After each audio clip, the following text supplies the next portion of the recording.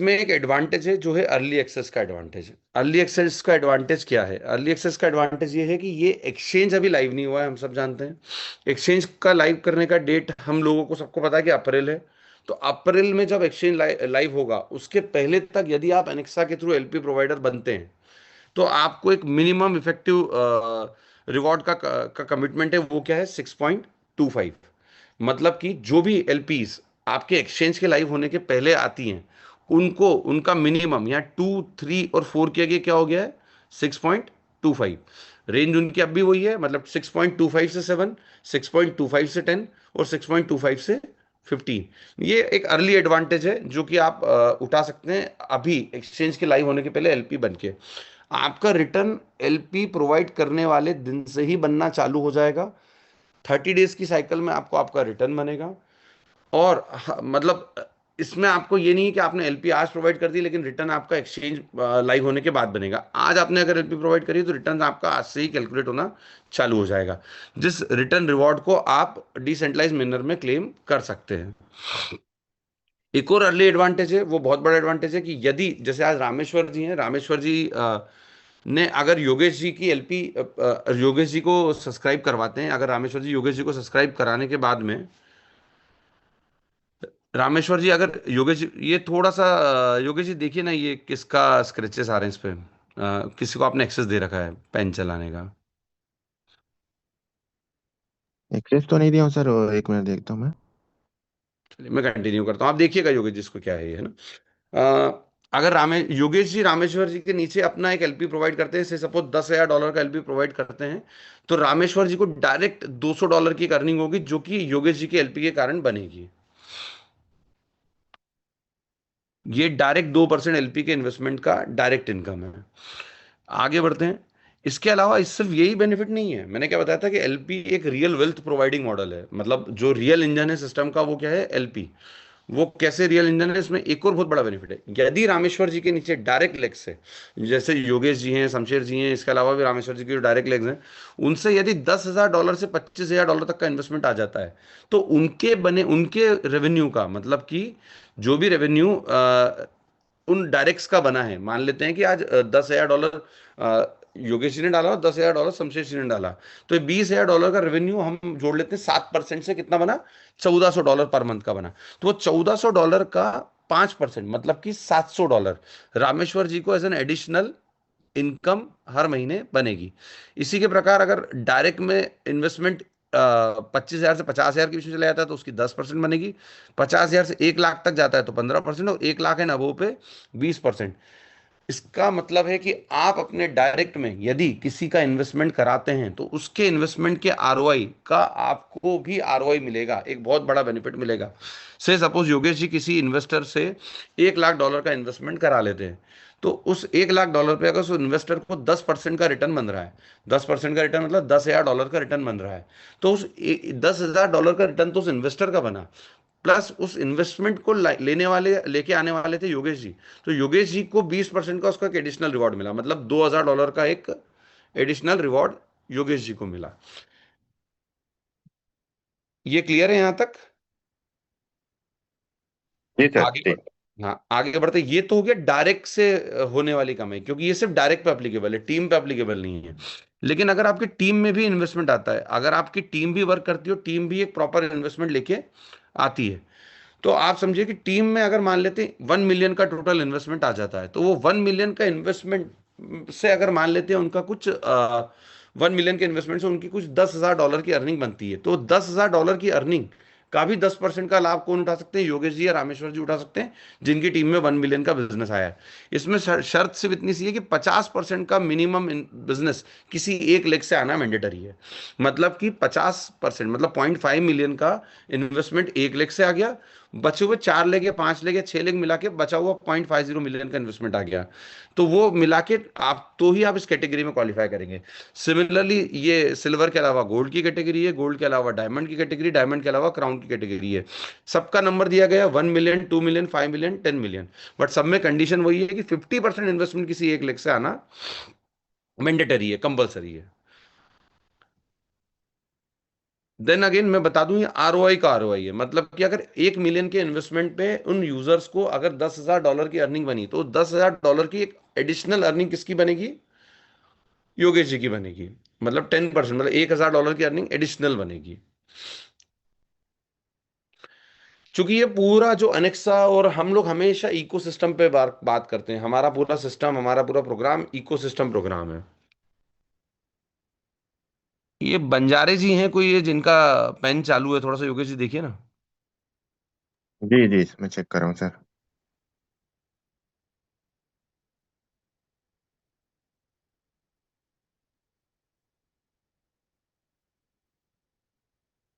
कि कॉइन का कोई यूटिलाइजेशन नहीं है, तो हम कभी भी इकोसिस्टम को कंप्लीट नहीं कर पाएंगे। और सबसे ज़्यादा हम सब जानते हैं कि आज की तारीख में मार्केट में जो हमारा सप्लाई बहुत बढ़ गया है या चले गया है, या जिससे लोग डरे हुए हैं कि हमारी प्राइस कब बढ़ेगी। तो प्राइस तभी बढ़ेगी जब हम अनंत की डिमांड क्रिएट कर पाएं। तो हमने हमारे इस प्रोग्राम में अनंत की डिमांड क्रिएट करी है 3 माध्यमों से। सबसे पहला है जिसमें विड्रॉल का बेनिफिट। विड्रॉल का क्या बेनिफिट है? देखिए, किसी भी सिस्टम में या किसी भी एक्सचेंज पे या किसी भी प्लेटफॉर्म पे आप काम करते हैं, तो आपको एक विड्रॉल की फीस देनी होती है। करेक्ट है।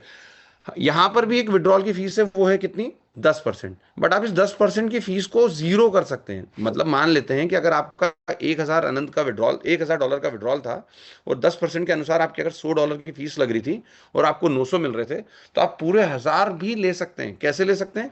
सिर्फ मात्र 5% की फीस अनंत के माध्यम से दे दीजिए। मतलब कि $50 के इक्विवेलेंट आप अनंत दे दीजिए, और पूरे $1,000 आप रिसीव कर सकते हैं यहाँ पे। तो ये एक अनंत का बहुत बड़ा एंगेजमेंट है जो सिस्टम के अंदर है।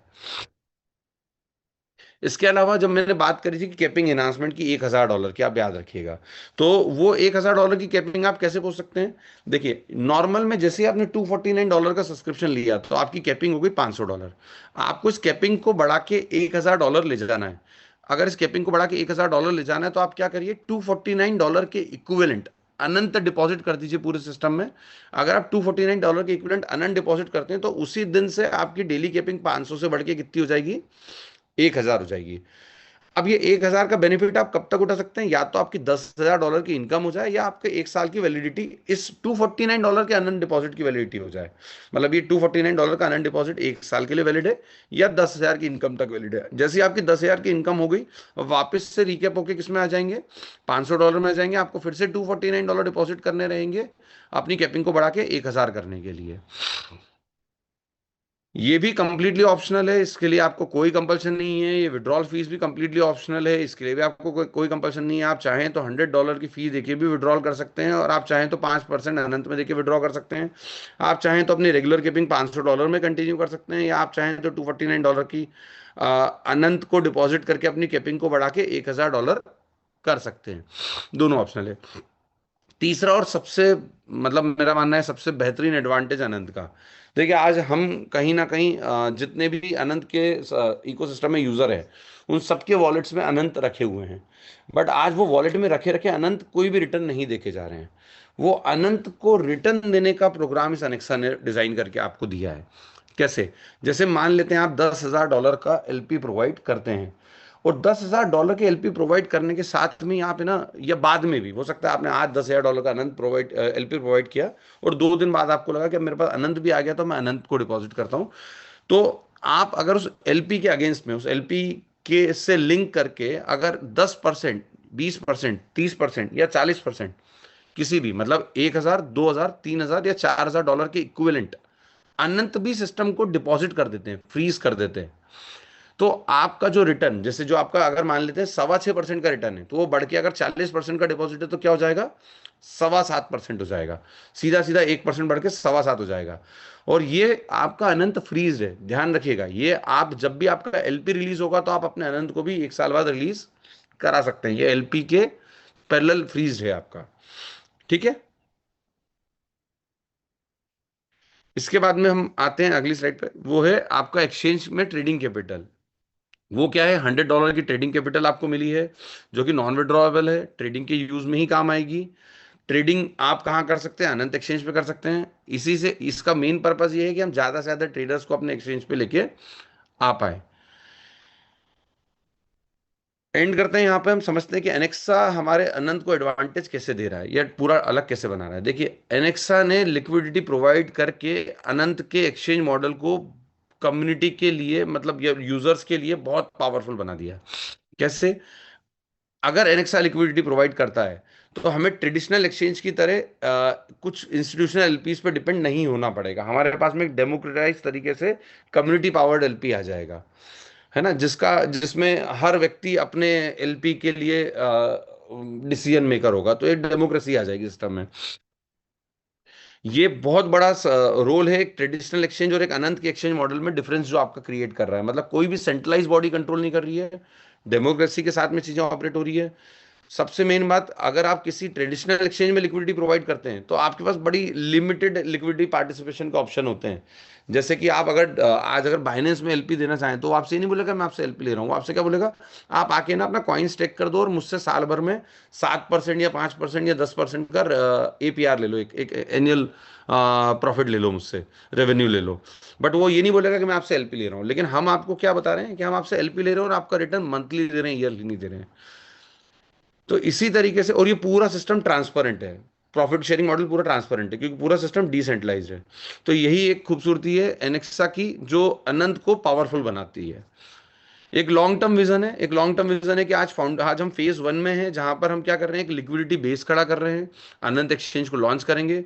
फेज 2 हमारा क्या होगा, स्केल करने का होगा, जहां पर हमारा ज्यादा कंसंट्रेशन एलपी इकट्ठा करने पे नहीं होगा, बल्कि ये होगा कि इस एलपी को इनडायरेक्टली ट्रेडर्स के माध्यम से ग्लोबली कैसे लेके लाया जा सके। मतलब ज्यादा से ज्यादा ट्रेडर्स को हमारे सिस्टम में इन्वॉल्व करा जा सके। और फेज 3 क्या होगा, मेच्योरिटी का होगा, जब जब एक्चुअली एलपीज, मतलब जिसको कहते हैं ना इनफाइनाइट पैसा कमाने के लिए कैपेबल होंगे 40% के रेवेन्यू मॉडल से। तो ये एनेक्सा का मॉडल ही पूरा इस तरीके से डिजाइन किया गया कि एक लॉन्ग टर्म सस्टेनेबिलिटी बदले आपको एक शॉर्ट टर्म हाइप की जगह।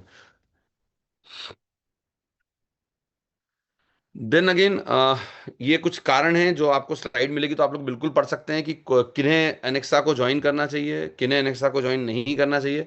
जो थोड़ा सा लॉन्ग टर्म लंबी सोच रखते हैं, जो एक सिस्टम का हिस्सा बनना चाहते हैं, जो ग्रोथ के कंट्रीब्यूटर बनना चाहते हैं, जो एक्सचेंज के पार्टनर बनना चाहते हैं, उन सब के लिए तो एनेक्सा आइडियल है। लेकिन जो फटाफट पैसा डाल के फटाफट निकालना चाहते हैं, या जो शॉर्ट टर्म रेवेन्यू देखते हैं, या जो क्रिप्टो की वोलेटिलिटी के लिए फेमिलियर नहीं है, उन सब के लिए एनेक्सा सुटेबल नहीं है।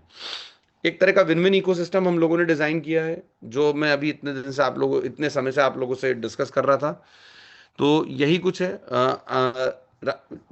रामेश्वर जी, अब हम क्वेश्चंस ले सकते हैं, अगर किसी के कोई क्वेश्चन है, किसी को कोई चीज समझ नहीं आई हो तो हम उसको डिस्कस कर सकते हैं। टेक्निकल पार्ट प्रेजेंटेशन का यहीं तक था। जी सर। योगेश एक बार कंफर्म कर लें जिनको भी अगर कोई क्वेश्चन अगर है तो। जी सर। योगेश आवाज आ रहा यस सर, वही है? सारी है। एनेक्सा को लेकर के सर पीडीएफ तो सभी के पास जा चुका है। और जिनको भी एनेक्सा को लेकर के पूछना है तो वो पूछ सकते हैं, हैंड रेस कर सकते हैं।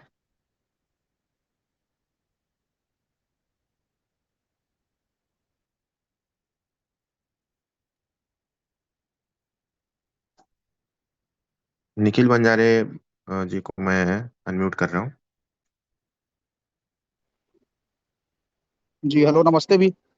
नमस्ते निखिल जी। सर मेरा सवाल है, लेकिन अनेक्सा प्लान से लेके नहीं है। जी पूछिए, अगर मैं एड्रेस कर सकता हूँ तो बिल्कुल जवाब दूंगा। जी जी बिल्कुल। तो सर पहला ये सवाल था कि अपने अनंता की सप्लाई कितना है, कैसे चेक कर सकते हैं?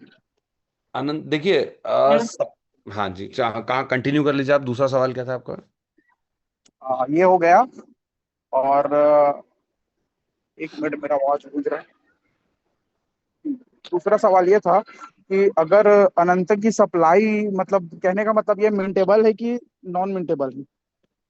ठीक है।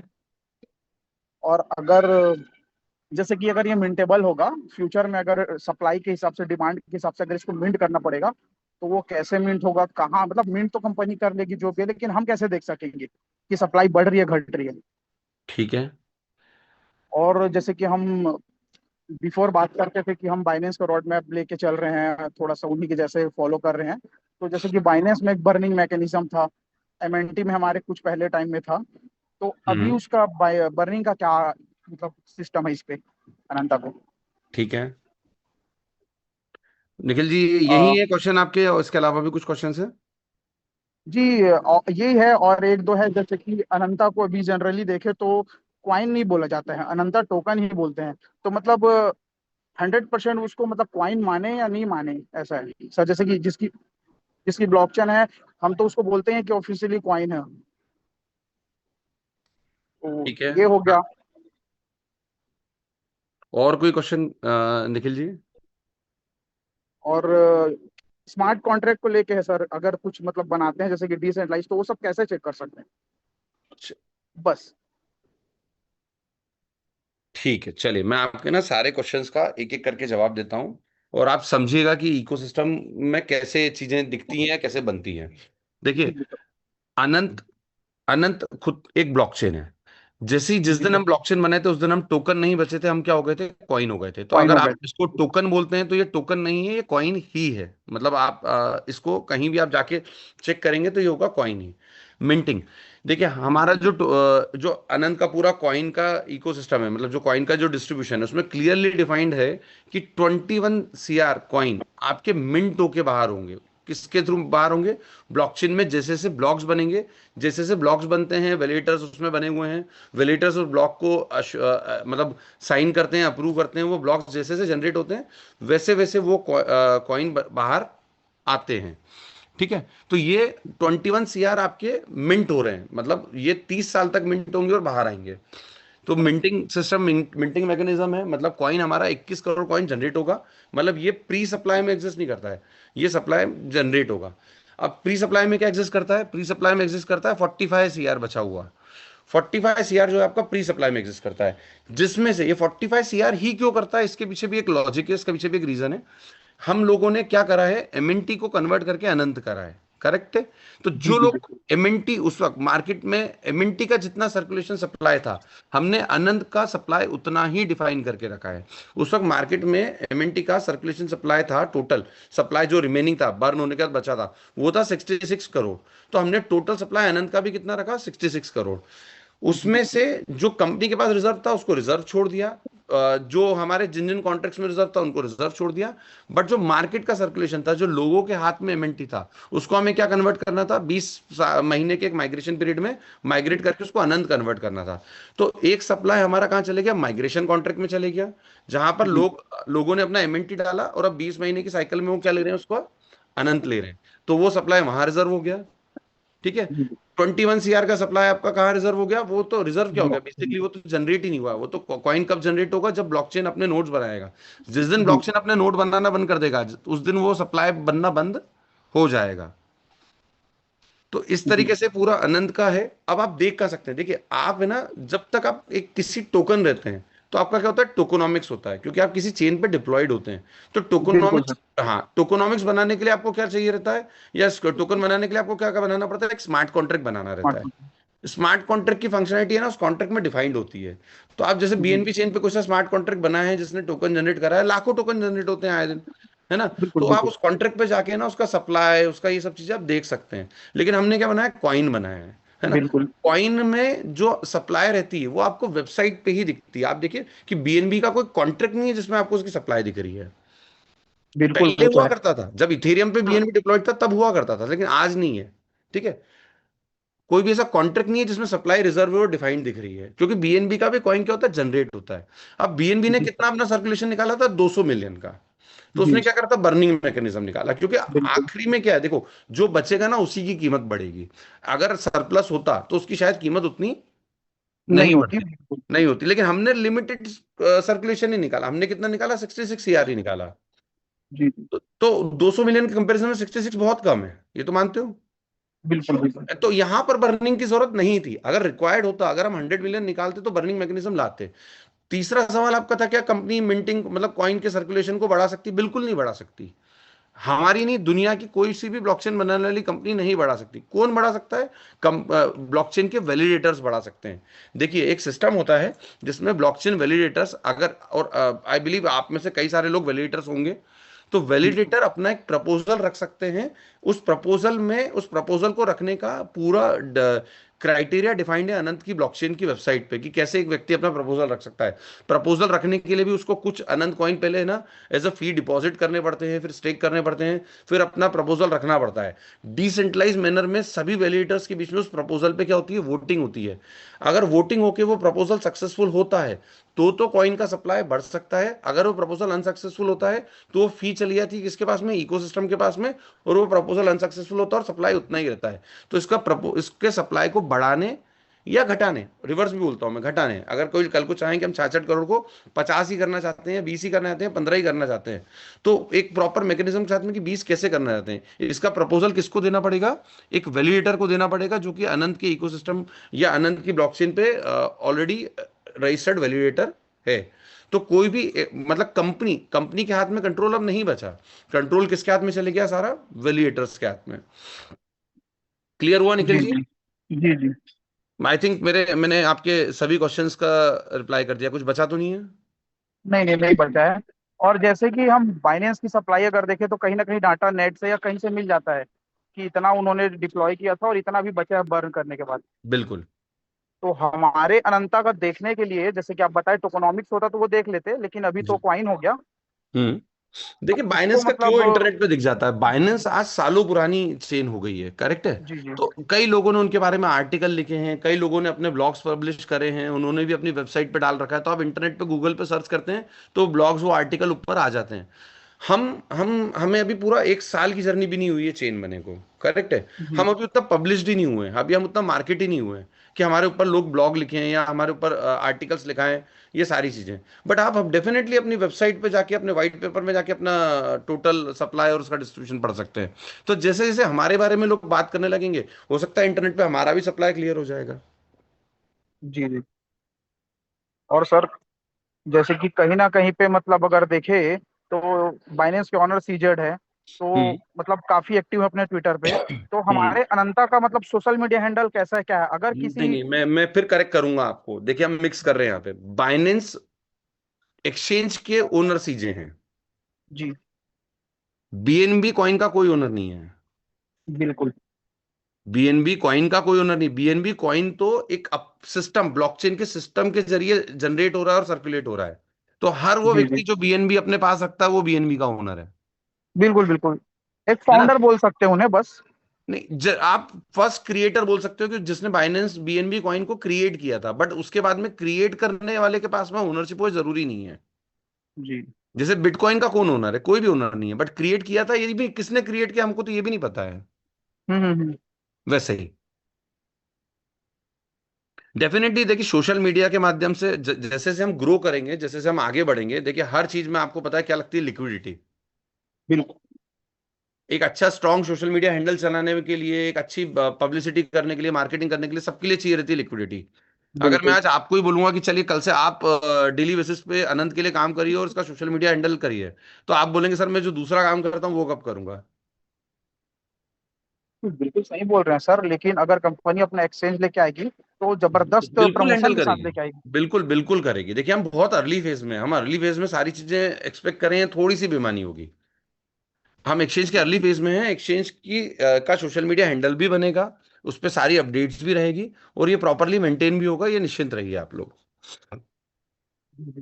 और चलिए। जैसे कि सर इसमें फ्यूचर ट्रेडिंग का अगर ऑप्शन है, तो जैसे हाँ। कि फ्यूचर ट्रेडिंग में आप एग्जांपल डेल्टा एक्सचेंज को ले सकते हैं। तो डेल्टा एक्सचेंज में जितने मतलब एक ट्रेडर है यूट्यूब में काफी उनके सब्सक्राइबर हैं, तो उनसे अच्छा हम्म। खासा वो प्रमोशन कराते हैं। रेफरल सिस्टम में फ्यूचर ट्रेडिंग वो अपना डिस्क्रिप्शन पे लिंक देके अच्छा खासा एक आईबी इनकम जनरेट करते हैं।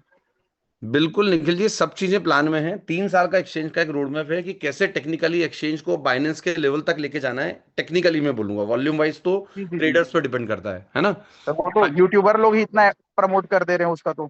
सब कुछ होगा निखिल जी, मैं क्या बोल रहा हूँ आपको, सब होगा, बट सब चीजें समय लगती है। अभी मतलब अभी बच्चे का हमने नाम ही रखा है, आप उसका भविष्य मत तय करिए। नहीं नहीं, वही पूछ रहा हूँ सर, मतलब सब आगे होगा, का सब होगा। कुछ मतलब ऐसा ऐसा प्लान है करके।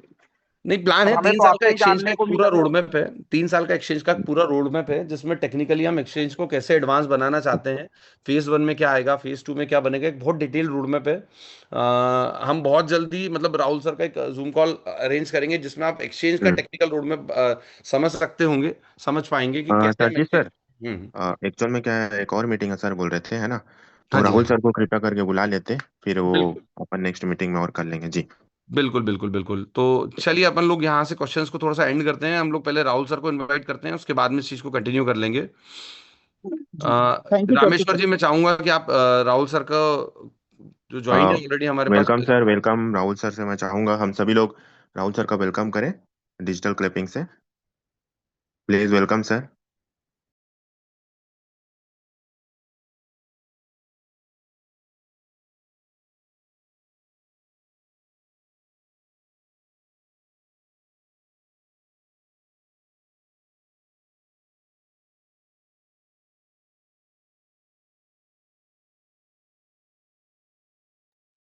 आपको उनको को होस्ट बनाना पड़ेगा योगी जी। देखिए उन्होंने, हाँ अब ठीक है। हेलो। हेलो। मेरी आवाज जी आ रही है? गुड इवनिंग सर, जी गुड इवनिंग सर, जी sir. Very good evening, very good evening to everyone. Thank you Charchit, thank you Yogesh, thank you Rameshwar ji. I believe कि अभी जो भी एनेक्सा का प्लान चर्चित ने एक्सप्लेन किया है सब लोग को क्लियर हुआ होगा। So thank first of all चर्चित, थैंक यू सो मच। आपने बहुत वेल तरीके से आपने प्रेजेंट किया चीजों को, और जितना भी लेमैन की लैंग्वेज में आप जो प्रेजेंट कर सकते थे आपने बातों को रखा, तो उसके लिए बहुत बहुत धन्यवाद आपका। Thank you sir, thank you. हम बात करते आएंगे। Good evening everyone. उम्मीद है सब लोग यहाँ पे अच्छे होंगे। आई बिलीव ये पूरी बिलासपुर की टीम है, राइट? जी सर, बिलासपुर की टीम है। चलिए चलिए चलिए, बहुत दिनों बाद आपसे कम्युनिकेशन हो रहा है। एक लंबा समय निकला था, काफी के बाद आप लोगों से कम्युनिकेट हुआ। अ, जो भी रहा, जो हम बहुत ज्यादा कम्युनिकेट नहीं कर पाए चीजों को लेके, और कुछ इंसिडेंट्स भी हो गए थे जिसके कारण कुछ चीजें हम प्रॉपर शायद आप लोगों के पास तक अपडेट्स भी नहीं पहुंच कम्युनिकेशन हुआ, जो जिसके कारण कई सारे चैलेंजेस या मार्केट सेंटीमेंट्स थोड़ा सा नेगेटिव हुए हैं, है ना? बट मैं आप लोग को एक चीज क्लियर कर दूं कि चैलेंजेस, हाँ, आए हैं, लेकिन कोई भी चैलेंज ऐसा चैलेंज नहीं, बहुत बड़ा चैलेंज को ओवरकम नहीं किया सकता है। ठीक है, ये चैलेंज, अगर मैं टेक्निकली साइड की बात करूं और डेटा के साथ बात करूं, तो ये चैलेंज कोई बहुत बड़ा चैलेंज नहीं था। हर एक चैलेंज का सॉल्यूशन मार्केट में अवेलेबल होता है। सिमिलरली, जितनी भी प्रॉब्लम्स फेस हो रही थी उनको आइडेंटिफाई करके जो सॉल्यूशन हम निकाल सकते थे वो सॉल्यूशन हमने लेके आए हैं, जिसका कहीं ना कहीं पार्ट है एक्सचेंज और अनेक्सा। इसको डिजाइन करने के पीछे और मकसद हमारा यही था कि मार्केट में एग्जिस्टिंग समय में जो भी प्रॉब्लम्स हम फेस कर रहे थे, मैं अगर as a user point of view से बात करूं तो क्या क्या प्रॉब्लम फेस हो रहा था, मैं एक बार रिपीट कर देता हूं। आई बिलीव कि आप लोग, मैं मेजर प्रॉब्लम्स की बात कर रहा हूँ जो कॉमन प्रॉब्लम्स है, शायद आप लोग भी इससे कनेक्ट कर पाएंगे। पहला मेजर प्रॉब्लम था विड्रॉल प्रॉब्लम, कि इस टाइप में जिन लोगों ने इन्वेस्टमेंट किया हुआ था, आईडी लगाई हुई थी, उन लोगों का विड्रॉल नहीं जा रहा था, एक मेजर प्रॉब्लम। दूसरा, कॉइन का प्राइस हमें कहीं ना कहीं एक डाउन देखने को मिला, फॉलोअर देखने को मिला। ठीक है। तीसरा, कि जो लोग वर्किंग कर रहे थे या करना चाह रहे थे, वो कहीं ना कहीं एक अर्निंग नहीं कर पा रहे थे, क्योंकि ऑफ कोर्स हम लोग को पता है कि लाइफ को सर्वाइव करने के लिए हमें एक सर्टेन फंड की रिक्वायरमेंट होती है, एक अर्निंग की रिक्वायरमेंट होती है, जो कहीं ना कहीं हमको नहीं मिल पा रही थी एज ए यूजर। तो ये तीन मेजर चैलेंज। चौथा, एक फ्यूचर का क्लियरिटी नहीं दिख पा रही थी कि चलो हम काम करते भी हैं तो ये जो एक्स्ट्रा कॉइन मार्केट में सप्लाईज आ रहे हैं, ये जो लाइबिलिटी है कैसे क्लियर होगी, या सप्लाई कैसे बैलेंस होगा, उसका कोई फ्यूचर क्लियरिटी हमको नहीं मिल पा रही थी। तो ये as a user point of view से ये चार कॉमन मेजर चीजें मुझे दिख रही थी, या हर यूजर को समझ में आ रही थी। आई बिलीव सब लोग इससे एग्री करेंगे। हो सकता है इसके अलावा छोटे मोटे चैलेंजेस और प्रॉब्लम्स इंडिविजुअल लेवल पे होता होगा या टीम वाइज होता होगा, बट मैं अगर मेजर कॉमन प्रॉब्लम की बात करूं जो सिस्टम से रिलेटेड है, वो ये चार कॉमन प्रॉब्लम है।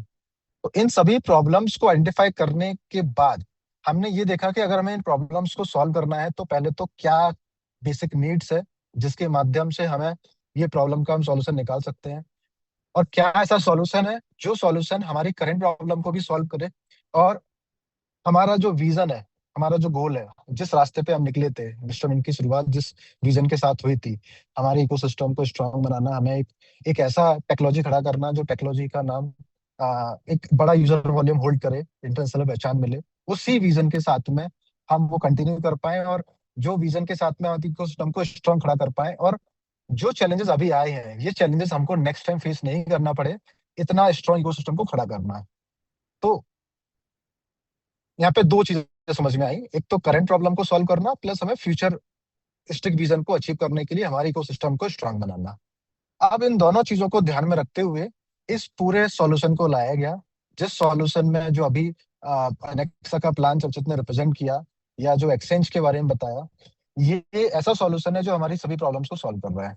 ठीक है, आपने देखा होगा कि स्टेटमेंट में कहीं ना कहीं क्या हो रहा था कि एक सप्लाई मार्केट में कहीं ना कहीं बढ़ रही थी। ठीक है, डिमांड नहीं आ रहा था, मतलब कॉइन का जो सर्कुलेशन है वो बढ़ता जा रहा था, लेकिन मार्केट में चूंकि सेंटिमेंट्स ऐसे हो गए थे जिसके माध्यम से कहीं ना कहीं डिमांड मार्केट सिस्टम में नहीं आ पा रहा था।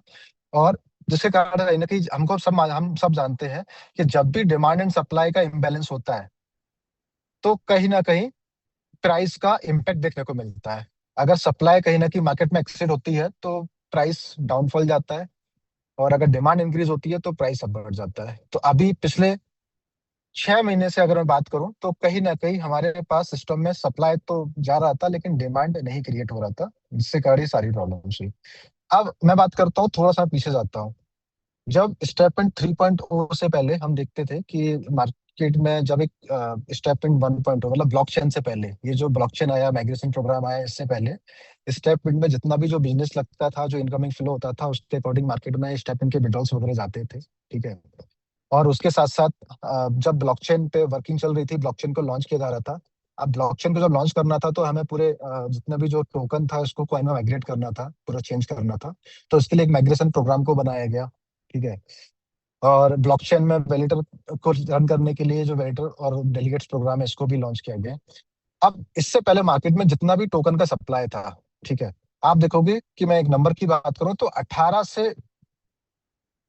से 20 करोड़ के आसपास का मार्केट में कहीं ना कहीं एक सप्लाई चला गया था, जो कहीं ना कहीं यूजर अपने वॉलेट्स में होल्ड कर रहे थे, चाहे वो मेटामास्क वॉलेट हो या कोई सा भी ट्रस्ट वॉलेट हो या कोई सा भी डिसेंट्रलाइज वॉलेट हो।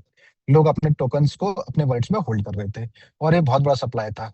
उस समय पे जब मार्केट में कोई भी स्टेटमेंट में जो बिजनेस वॉल्यूम हो रहा था, वो इनकमिंग इतना सफिशिएंट नहीं था कि वो सप्लाई को मैनेज कर पाए। तो कहीं ना कहीं जब हम एक अच्छे प्राइस पे थे, वहां से प्राइस का डाउनफॉल होना स्टार्ट हुआ। ठीक है, और जो डाउनफॉल होना स्टार्ट हुआ तो हमने देखा कि रेगुलर बेसिस पे कुछ प्लान में चेंजेस किए गए कि बिजनेस का फ्लो बढ़े, सारी चीजें हुई, आपके सामने ही सारे अपडेशंस आए, आप लोग अवेयर होंगे शायद, जितने भी जो लोग स्टेपन की यूजर हैं। सब चीजें की गई, सॉल्यूशन लाया गया कि शायद इससे बिजनेस वॉल्यूम बढ़ेगा, डिमांड को हम इंक्रीज कर पाएंगे। लेकिन वो सारे जितने भी सॉल्यूशंस थे वो कहीं ना कहीं वर्क नहीं किए। क्यों वर्क नहीं किए? उसके जो भी रीजंस रहे हो, कि शायद कम्युनिटी ने उसको एक्सेप्ट नहीं किया या कम्युनिटी ने वॉल्यूम लेके नहीं आ पाए, वट जो भी रीजन रहे हैं, मैं उस रीजंस पे नहीं जाऊंगा। लेकिन एट द एंड क्या हुआ कि सप्लाई मार्केट में बढ़ता चला गया। ठीक है, फिर इसके बाद 3.0 आया, 3.0 लॉन्च हुआ। उसमें भी कहीं ना कहीं हमको जो एक्सपेक्टेड था रिजल्ट वो नहीं मिला। देन क्योंकि हमारी जो पैरेलल प्लानिंग थी, हमारे इकोसिस्टम का जो हमारा मेन एक कोड हार्ट होता है ब्लॉकचेन, जो उस पर इतने समय से काम चल रहा था, हमें उसको लॉन्च करना था और टोकन को कॉइन में माइग्रेट करना था। तो एक माइग्रेशन प्रोग्राम आया जिसके माध्यम से एक बहुत बड़ा टोकन सप्लाई मार्केट से हट गया और कहा सिस्टम के पास आ गया। वेलेटन प्रोग्राम लाया गया, जिस वेलेटर प्रोग्राम के माध्यम से कई सारे लोगों ने अपने टोकन को स्टैक किया और एज ए वेलेटर ज्वाइन किया, एज ए डेलीगेट ज्वाइन किया, जो आज भी ब्लॉकचेन का हिस्सा बने हुए हैं। ठीक है, ब्लॉकचेन की लॉन्चिंग आई बिलीव के रायपुर में होने वाली थी, और उसके अकॉर्डिंग सारा सिस्टम प्लान किया गया था किस तरीके से हम कॉइन की सप्लाई को बहुत लिमिटेड तरीके से, क्योंकि आप देखोगे पूरा टोकन जो मार्केट में था वो कहीं ना कहीं सिस्टम के अंदर आ गया था। मार्केट में सिर्फ और सिर्फ अब जो सप्लाई जाना था वो बहुत मिनिमम सप्लाई जाना था, वो भी कितना था, जो स्टेटमेंट में जितने भी जो आईडीज थे उनकी सप्लाई, मतलब नए तरीके से मार्केट में जितना भी सप्लाई था वो सिस्टम के पास आ गया था। एक नए तरह से सप्लाई मार्केट में जाना स्टार्ट होता कॉइन का फ्रेश लेवल से। तो आपको पता है, आप सभी लोग जानते हैं, ये पूरी प्लानिंग हो चुकी थी किस तरीके से हम हमारे डिमांड एंड सप्लाई को बैलेंस करेंगे, और हम जिस तरीके से मार्केट में हमारी प्राइस को वापस से हम ग्रो कर पाए। ये पूरा प्लान बना, डिजाइन बना, सब कुछ हुआ, रोड मैप चल रहा था, डेवलपमेंट चल रहा था, टेक्निकली सारी चीजें चल रही थी, लॉन्चिंग भी थी। जिस दिन ये ब्लॉकचेन लॉन्च हुआ, आप सबको पता है कि ब्लॉकचेन के लॉन्चिंग वाले दिन क्या हुआ, एक इंसिडेंट ऐसा हुआ जिसने शायद सिस्टम को ज्यादा ग्रो क्यों करती है इंडिया में, जो भी, हालांकि अब तो खैर इंडिया भी काफी लेवल पे काम कर रहा है, लेकिन उतने रेशियो में नहीं हो पाता। अगर मैं बात करूं कि वर्ल्ड के टॉप 10 अगर कंपनीज है, तो उसमें एक या दो ही इंडियन मिलेंगे आपको, मेजर 7 से 8 यूएस कंपनी मिलेंगी। क्यों? क्योंकि वहाँ का एनवायरमेंट, वहाँ का गवर्नमेंट लेवल का सपोर्ट, वहाँ के लोग जो भी आगे बढ़ना चाह रहा है उनको सपोर्ट प्रोवाइड करते हैं। बट इंडिया में क्या होता है, इंडिया में इसका अपोजिट है कि अगर कोई आगे बढ़ना चाहता है तो कंपटीशन इतना ज्यादा है कि लोग उसको नीचे गिराने की कोशिश करते हैं। ठीक है, वही उसी का परिणाम था कि जो मिस्टर मिंटो को झेलना पड़ा, जो इंसिडेंट हुआ के कारण। ठीक है, पर ठीक है, वट एवर जो भी हुआ, जो चीज हमने हाथ में नहीं है, प्री प्लान नहीं था, इंसिडेंट था, हो गया। उसमें एक लंबा समय कहीं ना कहीं एंगेज हुआ, जिसके कारण क्या हुआ कि जो सिस्टम के तहत जो पूरी प्लानिंग थी, जिसके तहत सप्लाई को पूरा कंट्रोल करना था, मार्केट में वापस से हम डिमांड सप्लाई को बैलेंस करने वाले थे, जिससे प्राइस का ग्रोथ होता, प्लस ब्लॉकचेन के माध्यम से हम जो आगे काम करने वाले थे, वो जो जितना भी सिस्टम काम करने वाला था, जितना भी जो पूरी रोड मैप डिफाइन थी, वो सब कहीं ना कहीं क्या हो गई, स्टक हो गई। पिछले दो उस इंसिडेंट के बाद 2-3 महीने पूरा स्टक हो गया। आप सोचो कि अगर आप सपोज करो आप कहीं के लिए निकले हो, आपने कोई गाड़ी से आपने सफर तय कर रहे हो और रास्ते में आपकी गाड़ी खराब हो जाए, तो क्या आप सही समय पर पहुंच पाओगे? नहीं पहुंच पाओगे। क्या आप जो फंक्शन अटेंड करना चाह रहे थे कर पाओगे? नहीं कर पाओगे। क्यों? लेकिन क्या वो आपका प्री प्लान था? क्या आपने सोचा कि यार इतने मिनट में पहुंच जाऊंगा, मैं इतने मिनट में मेरा फंक्शन अटेंड करूंगा, वापस हो जाऊंगा? लेकिन क्या हुआ कि सडनली रास्ते में आपका एक्सीडेंट हो गया है, वट एवर जो भी गाड़ी खराब हो गई, आप क्या हुआ, स्टक हो गए, आप वहां नहीं पहुंच पाए। ठीक है, ये ऐसे इंसिडेंट हैं जो सडनली आते हैं, ये प्री प्लान नहीं होते हैं। ठीक है, अब उसके बाद सिस्टम स्टक हो गया, बहुत सारी चीजें मार्केट में नेगेटिव सेंटिमेंट्स हो गया, बहुत सारी चीजें हुई। अब ये सारी चीजें हो गई, ये मैं बता रहा हूँ आपको कि जिसके कारण कहीं ना कहीं मार्केट में एक सप्लाई बढ़ गया। ठीक है, जिसका इम्पैक्ट हमें प्राइस को देखने को मिला। अब इतना सब कुछ होने के बाद अगर आप देखोगे, सिस्टम वहीं आज भी खड़ा है। सिस्टम ने क्या सोचा, ठीक है, अगर सपोज करो आपकी गाड़ी खराब हो गई, तो इसका मतलब ये नहीं कि आप आगे बढ़ोगे नहीं, आप जाओगे नहीं। आपने क्या करा, आप दूसरा रास्ता अपनाने की कोशिश करोगे कि कोई बात नहीं, गाड़ी खराब हो गई, मैं दूसरी कैब हायर करूंगा, या मैं किसी को दोस्त को फोन लगाऊंगा, फिर गाड़ी में मैं बुलाऊंगा, उसके माध्यम से जाऊंगा। तो उसी रास्ता निकालने की कोशिश करोगे, क्योंकि आपको पहुंचना है, आपका टारगेट है कि आप जहां जाना चाह रहे हो वहां पे आपको पहुंचना है। तो उसी तरीके से अब लेकिन आप जब दोस्त को फोन लगाओगे तो हो सकता है कि उसको आने में थोड़ा समय लगेगा, जिस समय में आप पहुंचना चाह रहे थे उस समय पे नहीं पहुंच पाओगे। सिमिलर तरीके से आप वापस से पूरे सिस्टम को उसी, क्योंकि आपने एकदम से 2 महीने स्टक हो गया, कम्युनिटी नेगेटिव हो गई, लेकिन आपको तो जो पूरा फ्लो था वो आपका पूरा फ्लो आपका चेंज हो गया। तो क्या करना था कि आपको वापस से एक नया रोड मैप बनाना था, नई तैयारी के साथ में, जिससे, क्योंकि स्टेप एंड में हमने देखा नेगेटिव हो गया, कहीं ना कहीं वॉल्यूम सारे प्रयास देख लिए गए थे।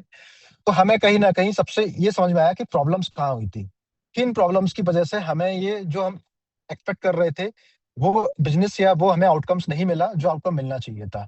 तो वो प्रॉब्लम समझ में आया कि हमको एक ऐसा सिस्टम चाहिए जो सबसे पहले तो नॉन लायबिलिटी वाला सिस्टम हो, दूसरा कि उनको इंस्टेंट इनकम हो। अगर आप अनेक्सा हो गए, इनमें सिस्टम की भी लायबिलिटी नहीं है, ये पूरा नॉन लायबिलिटी वाला प्रोग्राम है। ठीक है, ये दोनों के लिए इसमें सिस्टम का भी एडवांटेज है और यूजर का भी एडवांटेज है। ठीक है, जो अभी चर्चित ने पूरा एक्सप्लेन किया था। अब इस सिस्टम के थ्रू क्या होगा है कि कभी भी अब सप्लाई एक्सीड नहीं होगी। ठीक है, अब लेकिन जो सप्लाई चली गई है उसको मैं बैलेंस कैसे करना है, उसको बैलेंस करने के लिए अभी आपने देखा होगा अनेक्सा प्लान में जो अनंत कॉइन का यूटिलाइजेशन किया गया है, अभी तो ये सिर्फ अनंत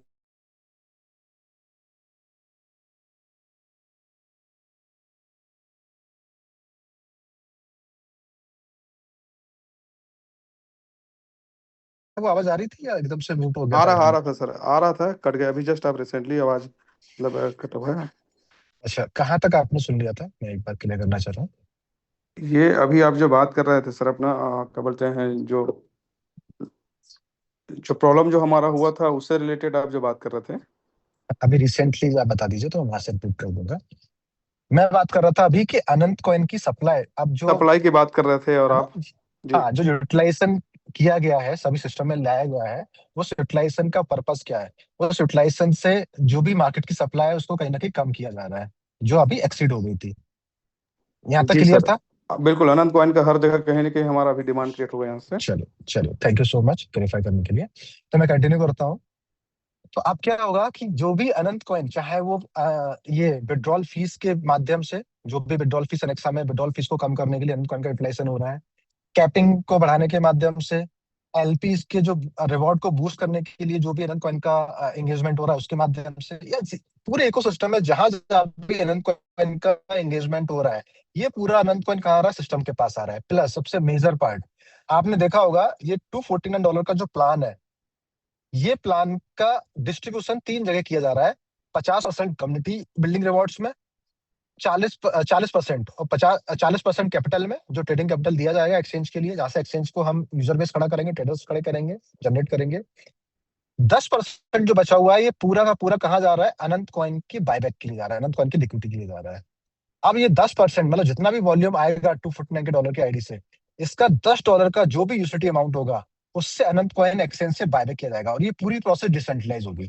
ठीक है, आप लोग एक्सचेंज पे जाके देख पाएंगे, एक्सचेंज पे जाके मतलब ब्लॉकचेन पे जाके आप देख पाएंगे, ट्रैक कर पाएंगे कि जितना भी 10% का, जितना भी आईडी लग रही है, उनका जो 10% वॉल्यूम है, फंड है, यूसिटी है, उससे अनंत कॉइन बाय किए जा रहे हैं एक्सचेंज से, और वो स्टेटमेंट के एडमिन विड्रॉल में ट्रांसफर किए जा रहे हैं, जहां से स्टेटमेंट के विड्रॉल्स को क्लियर किया जाए।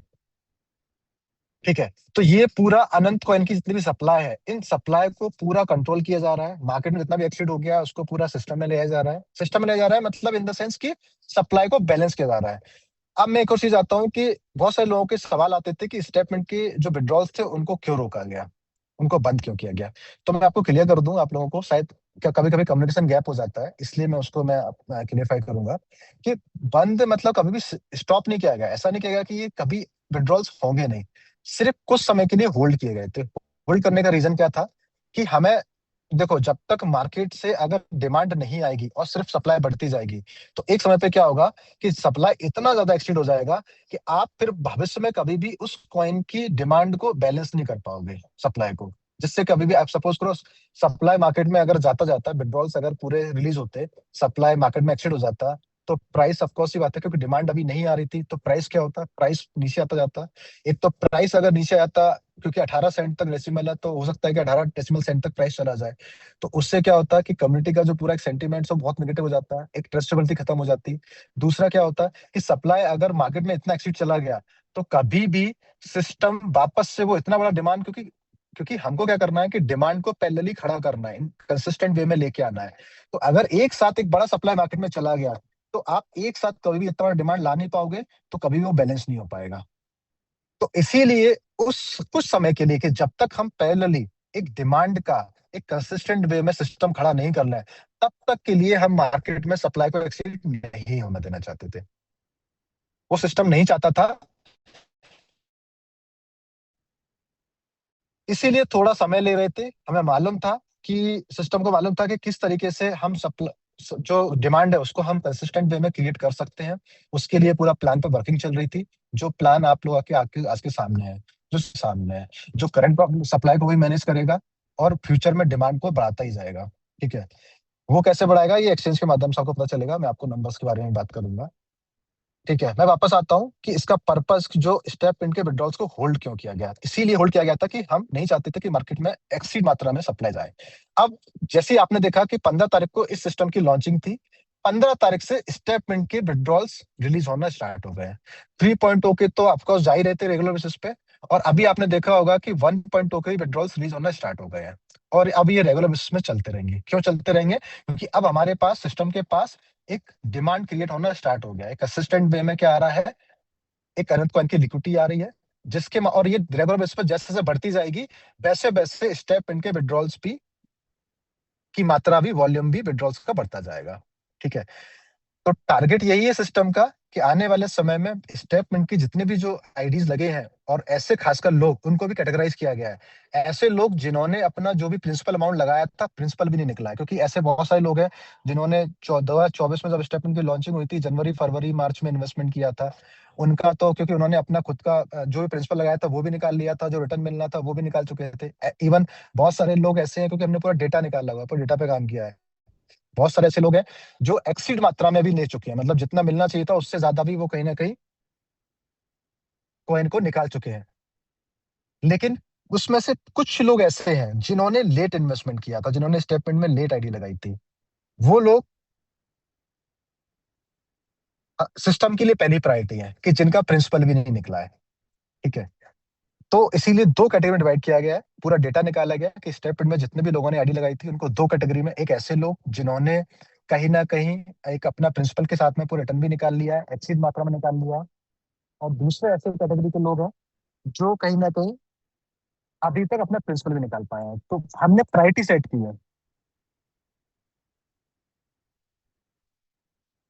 एक सेकंड होल्ड कीजिएगा, बस एक सेकंड। तो मैं कंटिन्यू करता हूँ अपनी बात को। तो हमने जितने भी जो स्टेप इनके विड्रॉल्स हैं, इनको दो कैटेगरी में डिवाइड किया हुआ है, जैसा मैंने आपको बताया अभी। तो हम हालांकि एट द एंड सभी लोगों को विड्रॉल जाएगा, बट प्रायोरिटी सेट कर दी गई है पहले, क्योंकि हमारी मॉरल सिस्टम की मॉरल रिस्पॉन्सिबिलिटी कि एटलीस्ट जो जिन लोगों का प्रिंसिपल भी नहीं निकला है, पहले उनको उनके विड्रॉल्स क्लियर किया जाए। और उनके बाद जब इनके विड्रॉल कंप्लीट हो जाएंगे, देन उनके बाद बाकी जो लोग हैं उनके विड्रॉल्स को क्लियर किया जाएगा। ठीक है। तो ये पूरा एक रोड मैप बनाया गया है, जिसके माध्यम से स्टेप इनके विड्रॉल्स को पूरा क्लियर किया जाएगा। ठीक है। और कैसे होगा, इसके लिए मैंने पूरा जो सिस्टम आपको डिफाइन किया गया है, उस सिस्टम के माध्यम से कहाँ से इनकम का कैलकुलेशन होगा, ये पूरा आपको डिफाइन किया गया है। तो यहाँ से हमने क्या किया, यहाँ से सिस्टम ने क्या किया कि पहली जो प्रॉब्लम थी स्टेप इनका विड्रॉल्स, उसको क्लियर किया कर दिया है, ये प्रॉब्लम सॉल्व हो गई है। दूसरा कि भविष्य में अब ऐसा कोई भी सप्लाई मार्केट में एक्सीड नहीं होगा। क्यों नहीं होगा? क्योंकि अब जो भी एनेक्सा का प्लान है, या एक्सचेंज में जो एलपी वाला प्लान है, जो एलपी के लिए लोग स्टेक करेंगे, यहाँ पे कहीं भी कोई भी लाइबिलिटी वाला नहीं है। मार्केट में अनंत कॉइन की जो सप्लाई कभी भी एक्सीड नहीं होगी। मार्केट से जैसे जैसे विड्रॉल्स क्लियर होते जाएंगे और अनंत कॉइन का यूटिलाइजेशन से बढ़ता जाएगा, तो सप्लाई कम होती जाएगी और डिमांड बढ़ती जाएगी। तो हमारा टारगेट ये है कि 2026 में हमें इसको बैलेंस करना, कि हम पहले इसको बैलेंस करके लेके आ पाए, और 2027 में ये डिमांड क्या होगा, इंक्रीज होना स्टार्ट हो जाएगा। तो इसका इम्पैक्ट कहीं ना कहीं कॉइन की प्राइस पर देखने को मिलेगा। ठीक है। कभी भी किसी भी इकोसिस्टम का मेजर जो एक प्राइमरी इम्पैक्ट होता है, वो कभी भी कॉइन को प्राइस को लेकर नहीं होता है, वो हमेशा इकोसिस्टम का को बिल्ड करना होता है। आपका इकोसिस्टम इतना स्ट्रांग बिल्ड हो जाए कि वहां से कंसिस्टेंट वे में अगर आपने डिमांड क्रिएट कर लिया, तो कॉइन का प्राइस ऑटोमेटिकली इम्पैक्ट होता ही होता है, एक ग्रोथ करते ही करता है। तो अभी सिस्टम बनाया गया है, उसका मेजर यही रोल है, उसका मेजर विजन यही है कि किसी भी तरीके से सप्लाई मार्केट में कभी भी एक्सीड नहीं होगी। सप्लाई को धीरे धीरे कम कर दिया जाएगा, डिमांड कंसिस्टेंट में बढ़ाया जाएगा। अब आप देखोगे, एक्सचेंज के माध्यम से हो, एनेक्सा के माध्यम से हो, ब्लॉकचेन के माध्यम से हो, क्योंकि अभी तो ये ब्लॉकचेन में वर्किंग स्टार्ट हुई है, ब्लॉकचेन तो अभी लॉन्च हुआ है। जिस तरीके से मैं आपको बोलते आया हूँ कि ब्लॉकचेन एक लॉन्ग टर्म प्रोजेक्ट है, एक लॉन्ग टर्म एक सिस्टम का पार्ट है। ये आने वाले भविष्य में एक बहुत बड़ी सप्लाई को मैनेज करेगा, बहुत बड़ी डिमांड को क्रिएट करेगा। जिस तरीके से आप देखते होंगे, आज बाइनेंस में जितना भी बड़ा वॉल्यूम होता है, बाइनेंस ब्लॉकचेन पे, मैं ब्लॉकचेन की बात कर रहा हूँ, उस ब्लॉकचेन पे जो भी ट्रांजेक्शन होते हैं, उनकी गैस फी किस में लगती है? बीएनबी में लगती है। जैसे हम यूएसडीटी में ट्रांजेक्शन करते हैं, तो उसका भी गैस फी हम कितने देते हैं? अगर बीपी20 के नेटवर्क पे ट्रांसफर कर रहे हैं, तो हम गैस फी किस में देते हैं? बीएनबी में देते हैं। तो आप देखो कि वर्ल्ड में कहीं भी यूएसडीटी का ट्रांजेक्शन हो रहा है, लेकिन डिमांड किसकी क्रिएट हो रही है? ये पॉपुलर होगा मार्केट में। ठीक है, ये लॉन्ग टर्म चीज है, मैं ये नहीं बोलूंगा ये कि आप एक ही दिन में हो जाएगा ये, क्योंकि ना तो बाइनेंस ब्लॉकचेन एक दिन में इतना सक्सेसफुल हुआ था, ना कोई भी अदर ब्लॉकचेन हुआ था। ये एक प्रोसेस है, टाइम टेकिंग प्रोसेस है। हाँ, लेकिन ये है कि ये लॉन्गर वे में कहीं ना कहीं आपकी सप्लाई को एक बहुत बड़ा डिमांड के में आपका कोई काम करे या नहीं करे, लेकिन मार्केट में वर्ल्ड में कहीं भी अगर अनंत कॉइन का ट्रांजेक्शन हो रहा है, तो अनंत कॉइन की जो डिमांड है वो क्या हो रही होगी? कहीं ना कहीं यूटिलाइज हो रही होगी, बढ़ रही होगी। ठीक है। तो ये लॉन्गर वे में हो गया। इसके साथ साथ एक्सचेंज का जिस तरीके से एक्सचेंज ग्रो करेगा, आपको मालूम है, अगर मैं एक्सचेंज की बात करूं, तो अभी देखा जाए तो पिछले, अगर कोविड से पहले की बात करूं, तो इंडिया में जो यूजर बेस था क्रिप्टो का, बहुत बहुत छोटा यूजर बेस था, बहुत छोटा यूजर बेस था, बहुत कम नंबर थे। लेकिन कोविड के बाद से अवेयरनेस आई, लोगों ने कहीं ना कहीं क्रिप्टो में इन्वॉल्वमेंट करना स्टार्ट किया, क्रिप्टो अडॉप्शन बढ़ा, क्रिप्टो यूजर बेस बढ़े। तो आज देखो कि पिछले 4 साल में, 3 साल में, कोविड के बाद से आज क्रिप्टो यूजर 10 से 20 टाइम्स बढ़ गए हैं इंडिया में। सिमिलरली अगर मैं फ्यूचर की बात करूं, 2030 तक ये कई ऑथेंटिक जो मार्केट वेब होती है ना, जो डेटा डेटा फोरकास्ट करती हैं, उन डेटा के माध्यम से देखा जाएगा, तो आप देखोगे 2030 तक ये आज जो क्रिप्टो यूजर है, ये कहीं ना कहीं 10 to 20% ग्रोथ करने वाला है। ठीक है। और ये हम सबको पता है, जिस तरीके से ब्लॉकचेन इंडस्ट्री, एआई मार्केट में जिस तरीके से इन्वॉल्व हो रही है, जिस तरीके से उस पर काम हो रहा है, और क्रिप्टो में लेके जो लोगों को अवेयरनेस बढ़ रहा है, तो कहीं ना कहीं यूजर बेस बढ़ने ही बढ़ना है। और इंडिया एक बहुत बड़ा यूजर बेस है, और एक्सचेंज किसी भी क्रिप्टो यूजर को अगर इन्वॉल्व एंट्री करना है, तो वो कहीं ना कहीं उसका जरिया क्या होता है? एक्सचेंज। ठीक है। तो एक्सचेंज के माध्यम से ही वो पूरा सिस्टम में एंटर करता है। जिस तरीके से आज फाइनेंशियल इंडस्ट्री में बैंक मीडियम होता है, कोई भी अगर इंडियन यूजर है, वो आईआर में कुछ करना चाह रहा है, तो बैंक इज द मीडियम, के बैंक के माध्यम से ही पूरी डिजिटल इकोनॉमी रन होती है। इसी तरीके से क्रिप्टो जो इकोनॉमी रन हो रही है, वो एक्सचेंज के माध्यम से होती है। तो एक्सचेंज देखा जाए तो अभी इंडिया में बहुत 2 ही 3 पॉपुलर एक्सचेंज हैं जो एक बड़े यूजर बेस को होल्ड करते हैं। अदरवाइज देखा जाए तो बहुत बड़ा स्कोप है आने वाले भविष्य में जो पूरा खाली पड़ा है। तो एक्सचेंज में अगर हम बात करें तो आने वाले भविष्य में हम 2%, मतलब दो आने वाले 2 साल में अगर हम 0.1% अगर हम यूजर बेस को भी एक्वायर कर लेते हैं तो ये एक्सचेंज डेली बेसिस पे $multi बिलियन का हमारा रेवेन्यू जनरेट करेगा, जो कहीं ना कहीं हमारे सिस्टम को स्ट्रांग बनाएगा और अनंत कॉइन की जो लिक्विडिटी है उसको स्ट्रांग करेगा। ठीक है, जिसका डायरेक्टली इम्पैक्ट इस पड़ेगा, प्राइस पे पड़ेगा। तो लॉन्गर वे में भी आप देखोगे सिस्टम स्ट्रांग बन रहा है यहाँ पे। ठीक है, ब्लॉकचेन पे पैरेलली काम हो रहा है हमारे पास। हमारे इकोसिस्टम में 3 मेजर चीजें आ गई हैं, ब्लॉकचेन, एआई और एक्सचेंज। इन 3 के माध्यम से जिस तरीके से ग्रो करते जाएंगे हमारा इकोसिस्टम ग्रो होता जाएगा। करंट जो अर्निंग का पॉइंट था सॉल्व, वो तो एक प्रॉब्लम था, वो भी सॉल्व हो गया है। आप देखोगे एनेक्सा में पूरा डिसेंट्रलाइज तरीके से बनाया गया है कि अगर आप किसी को भी कोई भी अगर काम करना चाहता है, अगर वो आईडी लगवाता है तो उसका इंस्टेंट जो भी रिजल्ट है, जो भी उसका रेफरल रिवॉर्ड है, वो इमिडिएटली उसके वॉलेट में आ जाएगा। मतलब आपका जो सर्वाइवल का प्रॉब्लम था कि हम पैसे नहीं अर्न कर पा रहे थे, सर्वाइव नहीं कर पा रहे थे, हम कैसे काम करें, तो as a user, as a networker, as a investor हमारा वो भी प्रॉब्लम सॉल्व हो गया इस प्लान से कि हम अगर कोई भी काम करते हैं तो इमिडिएटली हमें उसका रिजल्ट मिलता है जिससे हम अपने फाइनेंशियल नीड्स को पूरा कर सकें। तो मैंने जो अभी मेजर 4 प्रॉब्लम्स को आपको स्टार्टिंग में हाईलाइट किया था, तो आप देख पाओगे कि ये चारों प्रॉब्लम का ये जो सिस्टम है पूरा सॉल्व कर रहा है। करंट प्रॉब्लम को भी सॉल्व कर रहा है, जो लोगों को चैलेंज आ रहा था स्टेबल विड्रॉल का वो भी चालू हो गए हैं, तो वो अब रेगुलर बेसिस पे होते रहेंगे, ये प्रॉब्लम सॉल्व हो गया। दूसरा, सप्लाई भी मार्केट से धीरे धीरे कम होती जाएगी क्योंकि हम अनंत कॉइन का कंसिस्टेंट वे में डिमांड क्रिएट करते जा रहे हैं, इतना यूटिलाइजेशन रखा हुआ है, तो वो भी क्रिएट होता जाएगा। तो लॉन्गर वे में अनंत कॉइन का जो सप्लाई है वो कम होगा, डिमांड बढ़ेगा, तो कॉइन का प्राइस इम्पैक्ट होगा इसकी वजह से। तीसरा, जो अर्निंग नहीं हो पा रही थी अभी करंट वे में, वो भी सॉल्यूशन निकल रहा है। चौथा, फ्यूचर के लिए अगर आप, एलपी एक ऐसा मॉडल है कि अगर आपने एक बार इन्वेस्टमेंट कर दिया है तो आप एक पार्टनर बनेगा एक्सचेंज का और लाइफ टाइम आप अपनी अर्निंग कर सकते हो। जिस तरीके से एक्सचेंज एक ग्रो करेगा उसी तरीके से आपकी भी ग्रो होगी इस एक्सचेंज के साथ में। तो ये चारों तरीके से जो प्रॉब्लम्स थी इनका सॉल्यूशन इस प्रोग्राम के माध्यम से दिया गया है। तो मैंने बोला ना कि इस सिस्टम ने भले ही समय लगा, लेकिन ये समय के साथ में तभी सॉल्यूशन मार्केट में लेके आए जब हम ये कंफर्म हो गए कि ये सॉल्यूशन है, ये सभी प्रॉब्लम को सॉल्व कर सकता है और ये करेगा। ये आपको आने वाले मंथ्स में देखने को मिलेगा। हाँ, अब ये पॉइंट ये आता है कि मैं आपसे बिल्कुल नहीं बोलूंगा कि आ, आप मेरी बातों में आके ट्रस्ट कर, किसी की बातों में आके ट्रस्ट करके आप काम करना स्टार्ट कर दो, नहीं। आप बिल्कुल अपनी सूझबूझ से जो सिस्टम लाया गया है उस सिस्टम को पूरा समझ के, अगर आपको लगता है कि सिस्टम आपकी करंट प्रॉब्लम को सॉल्व कर रहा है, आपकी फ्यूचर प्रॉब्लम को भी सॉल्व कर रहा है, तो आप समझ के फिर उसमें काम कीजिए। अगर आपको दिख रहा है कि आपका करंट भी इसमें सिक्योर हो रहा है, करंट प्रॉब्लम भी सॉल्व हो रही है, फ्यूचर भी सिक्योर हो रहा है, आप काम कीजिए। कोई किसी तरह से फोर्स नहीं है, कोई किसी का इसमें कहने से काम मत करिए। सिस्टम काम करेगा अपनी जगह।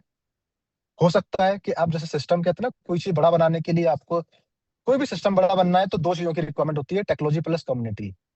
टेक्नोलॉजी स्ट्रांग बना रहे हैं, कम्युनिटी, ठीक है, कम्युनिटी जितना जल्दी बढ़ेगी उतना जल्दी ग्रोथ होगा। अगर कम्युनिटी धीरे धीरे बढ़ेगी तो उतना धीरे प्रोग्रेस होगी, लेकिन प्रोग्रेस जरूर होगी क्योंकि विजन वही है, टारगेट भी वही है और उसको अचीव भी करना है। तो ये समय के साथ देखने को मिलेगा कि सिस्टम किस तरीके से स्ट्रांग होता जाएगा। जो चैलेंजेस अभी आए थे ये चैलेंज भविष्य में कभी भी नहीं आएंगे। ठीक है, तो अब आप लोग अपनी सूझबूझ से ये डिसाइड कीजिए कि आपको कैसे करना है, क्या करना है। अगर आपको लगता है कि नहीं, आपको टेक्नोलॉजी पे भरोसा है कि इस सिस्टम की टेक्नोलॉजी है जो आने वाले भविष्य में आप एक स्ट्रांगली बिल्ड होगी, सारी प्रॉब्लम को सॉल्व कर देगी, आप सपोर्ट कीजिए, साथ दीजिए, काम दीजिए। जितने जितने लोग कहते हैं ना, टीम वर्क में बहुत बड़ी पावर होती है। जितने ज्यादा लोग मिलके एक साथ ताकत लगाएंगे उतनी जल्दी हम करंट प्रॉब्लम को भी सॉल्व कर देंगे और एक बड़ा इकोसिस्टम बिल्ड कर पाएंगे जो फ्यूचर, हम सबका फ्यूचर सिक्योर कर देगा। ठीक है, तो आई बिलीव मैं अपने तरीके से एक पूरा ट्रांसपेरेंसी से जो बात रख सकता था आप लोगों तक, हो सकता था बहुत समय से कम्युनिकेशन नहीं हो पाया, तो एक कहते हैं ना, एक लैक ऑफ नॉलेज की वजह से हम कहीं ना कहीं, क्या होता है ना, मिसकम्युनिकेशन की वजह से हम, हमें डाउट आ जाता है, हमें कॉन्फिडेंस नहीं आ पाता है। तो आई बिलीव कि जो भी सिस्टम में अभी तक चीजें थी या रही हैं और जो होंगी, मैंने ट्रांसपेरेंटली आप लोगों से हर एक चीज को यहाँ पर शेयर किया है, हर एक तरीके से, और वही शेयर किया है जो होगा। कहते ना, हाँ, हो सकता है कि कुछ गलतियां पास्ट में हुई होंगी जिसके कारण कुछ चैलेंजेस आए हैं, लेकिन वो बहुत बड़ा मेजर चैलेंज नहीं है, मैं आपको फिर बताऊं। और एक बार फेल होने से दुनिया में ये कोई डिसाइड नहीं कर सकता कि वो सिस्टम बड़ा नहीं हो सकता। एलन मस्क जब आया था, उसने स्पेस एक्स लॉन्च किया था, तो वो पहली बार में सक्सेस नहीं हो गया था। पहली बार में उसने इन्वेस्टर का पैसा लगवाया था, फेल हो गया था, इन्वेस्टर का भरोसा टूटा था। उसने दूसरी बार वापस से ट्राई किया, दूसरे इन्वेस्टर का पैसा लगवाया, फिर फेल हो गया। टेक्नोलॉजी पे काम कर रहा था, लेकिन टेक्नोलॉजी फेल हो सकती है, फेल हुई क्योंकि वो ऐसा काम करने जा रहा था जो जीवन में कभी पहले नहीं हुआ। वर्ल्ड की अलग अलग एजेंसी, नासा जैसी एजेंसी भी काम नहीं कर पाई थी उस चीज को, वो काम करने चला था। ठीक है, दूसरी बार वो फेल हुआ, लेकिन लोगों का भरोसा उठ गया, लेकिन उसने अपने आप को रोका नहीं, उसको विजन पे भरोसा था, अपने विजन पे कि नहीं वो करेगा। तो क्या हुआ, उसने टेक्नोलॉजी भरोसा रखा, उसने फिर से, जब इन्वेस्टर ने भरोसा तोड़ दिया, कोई साथ नहीं दिया, लेकिन क्या किया उसने, अपनी पूरी जितनी भी उसकी जमा पूंजी थी जीवन की, पर्सनल सेविंग, सब कुछ, पूरा असेट्स वगैरह सब उसने दांव पे लगा दिया, बेच के पूरा, और वापस से लॉन्च किया तीसरी बार, और वो सक्सेस हुआ। जब वो सक्सेस हुआ, तो वही इन्वेस्टर जो भरोसा नहीं कर रहे थे, वही पूरी दुनिया जो उसको क्रिटिसाइज कर रही थी, वही कंट्री जो उसको, नासा एजेंसी जो क्रिटिसाइज कर रही थी, वही सब लोग उसको अप्रिशिएट भी करें, और वही लोग उसको ऑर्डर भी दे रहे हैं। वही लोग आज पैसा लगाने को तैयार है, आगे रखे, उन्होंने इन्वेस्टमेंट भी किया। आज वही नासा उसको ऑर्डर देती है कि आपने देखा होगा कि उसका जो रॉकेट है वो जाता भी वापस आता भी, लैंड भी करता है, तो उसको सामान लाने ले जाने का पूरा ऑर्डर मिलता है उसको, वही नासा एजेंसी। तो आप समझो कि अगर आपको अपने विजन भरोसा है और टेक्नोलॉजी भरोसा है, क्योंकि टेक्नोलॉजी काम करती है, टेक्नोलॉजी हो सकता है एक बार में फेल हो जाए, लेकिन अगर आप उस टेक्नोलॉजी को बनाने में अगर अपना एफर्ट लगाते रहते हो, सक्सेस होते ही होता है। तो उसी तरीके से अनंत इकोसिस्टम जो बनने जा रहा है ना, वो हो सकता है करंट में चैलेंज आए हो, लेकिन ये टेक्नोलॉजी पे काम करता रहेगा। हो सकता है कोई सिस्टम में फेलियर आ जाए, उसको करेक्ट करेगा, उसको रिपेयर करेगा, देन आगे बढ़ेगा, और उस पर काम चलता रहेगा। सिस्टम अपना काम करेगा, उसको बढ़ेगा। मैं इस बात की मेच्योरिटी लेता हूँ, सिस्टम कभी भी रुकेगा नहीं, ये कंफर्म है। एज ए इन्वेस्टर, आज हमको वापस से भरोसा दिखाना है नहीं दिखाना है, ये हमारी चॉइस है। आज आप दिखाओगे तो हो सकता है सिस्टम जल्दी से ग्रो कर जाएगा, नहीं दिखाओगे तो भी सिस्टम बढ़ेगा, सिस्टम बढ़ेगा। तो इसी के साथ मैं चाहूंगा, एक पॉजिटिव नोट के साथ में, कि सब लोग वापस से जो भी डाउट्स है उनको खत्म करके एक बार वापस से सिस्टम के ऊपर ट्रस्ट करते हैं, आगे बढ़ते हैं, साथ में काम करते हैं। यकीन मानो आने वाले 3 से 6 महीने में आपको खुद दिखेगा कि पूरा माहौल चेंज हो चुका होगा, सारे जितना भी जो नेगेटिव सेंटीमेंट था वो सब पॉजिटिव हो गया होगा। सब लोग बहुत अच्छे से अर्निंग भी कर रहे होंगे, अपनी लाइफ का भी जितनी प्रॉब्लम है वो सॉल्व हो जाएंगी, फ्यूचर भी सिक्योर हो जाएगा, कोई लाइबिलिटी नहीं होगी सिस्टम के ऊपर, तो भविष्य में कभी विड्रॉल का चैलेंज नहीं आएगा। तो साथ में काम करते हैं, आगे बढ़ते हैं। इसी के साथ आप लोगों ने बहुत ध्यान से सुना, so thank you so much. एक बार सर वैष्णव राहुल जी। सर, मेरा एक क्वेश्चन था नेक्सा को लेके। जी अ, जी, एक पूछिए आप, छोटा सा बस पूछिए। क्वेश्चन था। मैं सर, अभी बीच में बहुत सारी तकलीफें आई थी, तो हम्म। उसके कारण क्या हो रहा है कि बहुत लोग विश्वास नहीं कर पा रहे हैं। ठीक है। तो समझ अभी समझ एक सकता हूँ मैं। एक पोजीशन ये है सर, कि जैसे जो काम कर रहा है वो तो किसी न किसी पुल में आ जाएगा, हम्म 500 से बी सी किसी भी पुल में आ जाएगा। और जो हम्म। सर काम नहीं कर पा रहा है, जो सिर्फ इन्वेस्ट कर रहा है, सर उसके लिए तो इसमें नेक्सा में कहीं पर कोई जगह रहनी चाहिए थी ना। मतलब मैं अगर खाली एज ए इन्वेस्टर आ रहा हूँ, और मैं काम नहीं कर पा रहा हूँ, या लोग मेरे ऊपर विश्वास नहीं कर रहे हैं और मेरे से नहीं जुड़ रहे हैं, तो मैं कैसे किसी पुल में आ पाऊंगा? ऐसे तो फिर मैं किसी पुल में नहीं आ पाऊंगा, एक छोटा से इन्वेस्टर ही बन के रह पाऊंगा। राइट, आपका तो क्वेश्चन अच्छा उसके है, लेकिन अगर आप देखोगे इस प्लान में, आप अलेक्सा है ही क्यों, आपको इसमें एलपी का ऑप्शन दिया गया ना, आप एज ए इन्वेस्टर है तो आप एलपी में लिक्विडिटी ऐड कीजिए, और वो आप अपन वो उसके आप लिए हम आएंगे सर, पर मैं फिर एक्स्ट्रा का प्रॉफिट कैसे ले पाऊंगा? मैं इसी लिक्विडिटी प्रोवाइडर, तो फिर तो मैं तो अनंता खरीद के रख सकता हूँ, क्योंकि राइट, आज नहीं तो आप कल, साल 2 साल में तो अनंता फिर खड़ा ही हो जाएगा। करेक्ट है, आप अपनी जगह करेक्ट है। ये इन्वेस्टर की इंडिविजुअल चॉइस है। वो कोई कोई इन्वेस्टर अनंत कॉइन को होल्ड करके उसको वेट करना चाहेगा। कोई, अब हो सकता है कि उसका जो रिजल्ट मिले आपको वो आने वाले 1 साल 2 साल में मिले। कोई इन्वेस्टर वो चाहता है कि नहीं, मुझे मुझे मैं कोई पैसा लगाऊं, मुझे इन्वेस्ट करूं, मुझे मंथली का रिटर्न चाहिए, मंथली का एक मुझे रिवॉर्ड चाहिए। ठीक है, हम्म। तो उसके लिए एलपी, एलपी में वो जाएगा। क्यों? क्योंकि एलपी में सिस्टम के माध्यम से आपको मंथली रिवॉर्ड दिया जा रहा है। ठीक है, तो वो एलपी में इन्वेस्टमेंट कर सकता है। तो ये इन्वेस्टर की इंडिविजुअल चॉइस है। ठीक है, अब जी। आते हैं नेक्स्ट आते हैं। आप देखो इस चीज को समझो आप, कि मैंने आपको क्या बोला कि सिस्टम, अब जो नया सिस्टम जो एक कॉन्सेप्ट लेके आया है, प्रोग्राम लेके आया है ना, इसमें कोई भी लाइबिलिटी वाला प्रोग्राम नहीं है।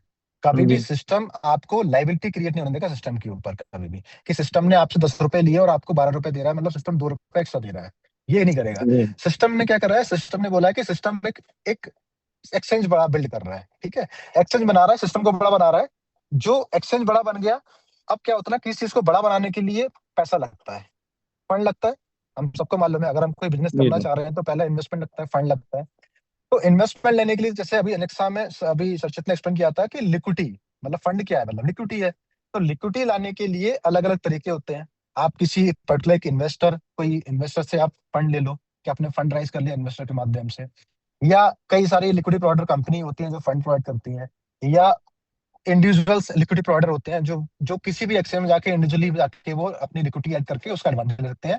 जिस तरीके से आज के डेट में लोग किसी भी एक्सचेंज जाके, आप चाहो आप खुद बाइनेंस पे जाके आप लिक्विडिटी ऐड कर सकते हो, आप पैनकेक्सwap पे जाके लिक्विडिटी ऐड कर सकते हो, और वहां का जो मंथली रिवॉर्ड है आप वो अर्न कर सकते हो इंडिविजुअली कोई की, ठीक है। जी वो बेसिकली डिसेंट्रलाइज बनने में रहता है।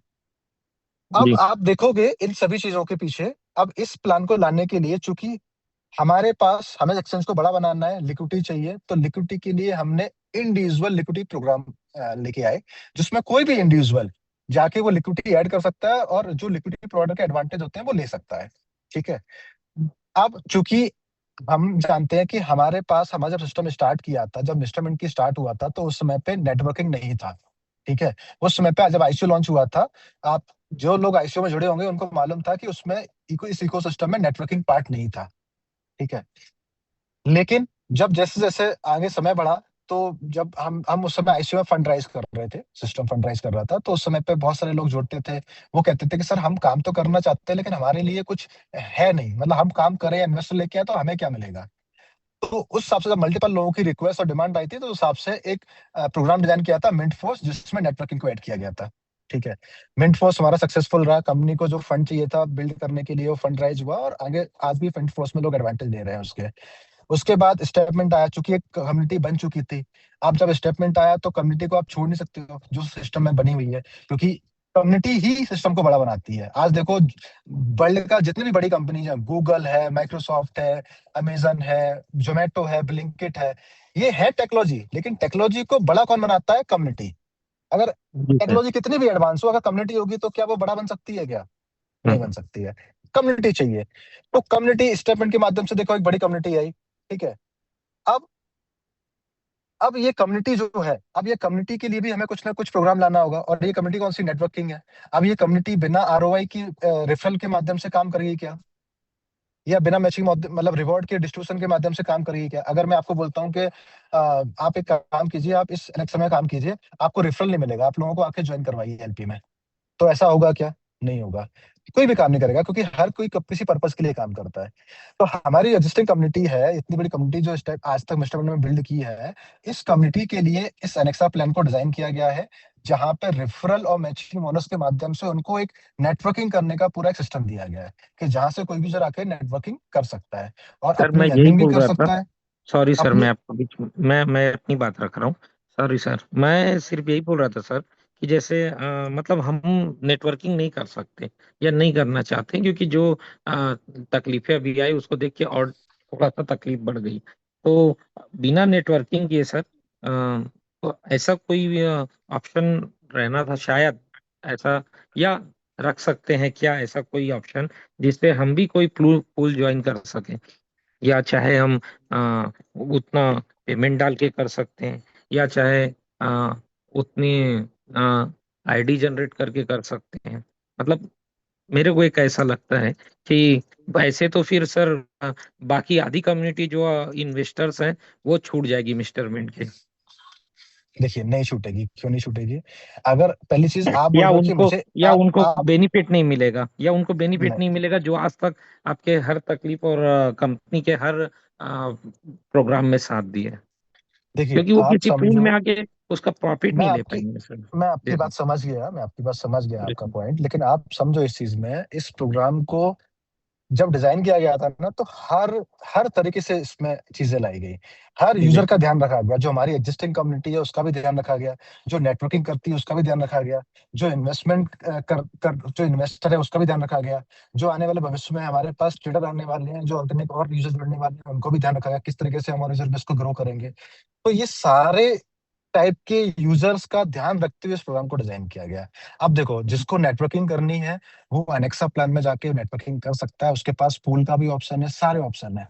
अब ये बताइए, आप मुझे बताइए कि अगर आपको, जब आप नेटवर्किंग करना ही नहीं चाहते तो आपको पूल की रिक्वायरमेंट क्यों है? अगर आपको सर उसको नेटवर्किंग नहीं बेनिफिट करनी नहीं दे है, पाएंगे। आप अपना इन्वेस्टमेंट कीजिए ना, आप इन्वेस्टमेंट कीजिए, हम्म, लिक्विडिटी प्रोवाइडर बनिए और आप एडवांटेज लीजिए। आप मत आप नेटवर्किंग कीजिए, ठीक है। एलपी का भी पूल है, आप वहां पे जाइए, एलपी के पूल में पार्ट ले लीजिए। एलपी का हम्म, जो पूल है उसका एडवांटेज मिलेगा आपको, और उसका तो बहुत बड़ा एडवांटेज है। जो सिल्वर क्राउन और जो बने हैं, ये तो आपको बहुत बड़ा एडवांटेज दे रहे हैं, आपके पूरे पूरे लाइफ को सिक्योर कर रहे हैं, मतलब फ्यूचर में। तो वो भी एडवांटेज ले सकते हैं आप। तो आप अगर थोड़ा सा प्लान को अच्छे से समझेंगे तो इसमें देखेंगे एज ए नेटवर्कर भी इसमें अपना एक अच्छा फ्यूचर सिक्योर कर सकता है, अपनी अर्निंग कर सकता है। एज ए इन्वेस्टर भी आप इसमें पार्ट लेके, आपको नहीं नेटवर्क करना है कोई बात नहीं, आप लिक्विडिटी ऐड कीजिए और आप बैठे बैठे आप अर्निंग कीजिए, जो भी मंथली रिवॉर्ड बनता है आप उसको अर्न कीजिए। वो भी ऑप्शन आपके पास है।